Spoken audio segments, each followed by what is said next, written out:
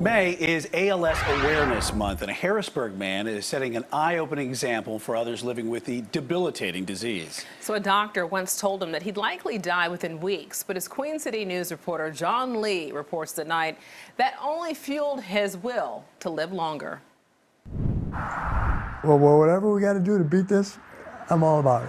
There are signs the man who lives in this Harrisburg home has a sunny disposition. Okay, just call me Captain Obvious. Let's just say Kevin Dirk is an eternal optimist. In a positive way. He takes life in stride no matter what. You can hit me with a 2x4 and I'm not going to get depressed. So he didn't even flinch when a doctor hit him over the head with a grim diagnosis. I could be the first president with ALS.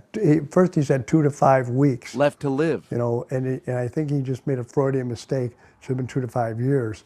And that night, my daughter, my son-in-law, my wife, they're all crying at the table over here. And I was like, wrong answer. I got a game plan. Like I'll start the morning off like this. 18 months later, you know, do 15 on each side. He's still standing. His game plan against ALS is to avoid wallowing in self-pity. Kevin devotes his days to an exercise regimen designed to extend his life. Body in motion stays in motion. And when most people get diagnosed, they tend to slow down, you know, and it gets in their head. Well, I don't let it get in my head.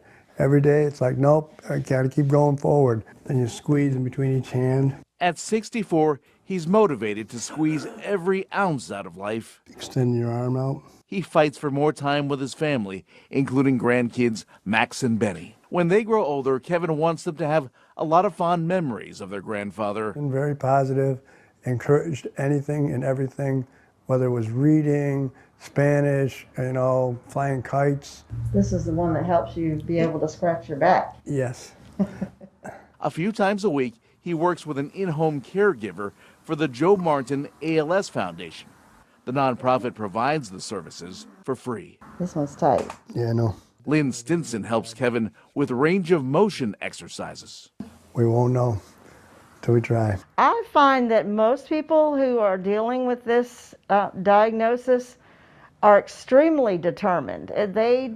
Most of them don't want to give up. They fight. They are fighters. Most people with ALS get lumps. It's just knots. I just roll them out. It attacks your feet. It attacks your mouth. It attacks your arms. It attacks everything. So the more you're stretching, the more you're doing things, you're not letting the disease beat you. His battle with ALS was the emotional elephant in the room at his retirement party last month. He spent more than 30 years in the construction business. You can tell it's real when people are crying, you know, and sitting there hugging you, you know, and saying, you know, they were so glad that they met me. He may be retired, but each day he puts in the work. I got a crazy attitude. I'm here to beat this, okay? And you're not going to meet anybody that's more determined to do things to make this happen. He is not daunted by this. He is determined to live his life to the fullest. And that's become his full-time job. Okay, my whole life I've always been the underdog, and I've had to fight my whole life.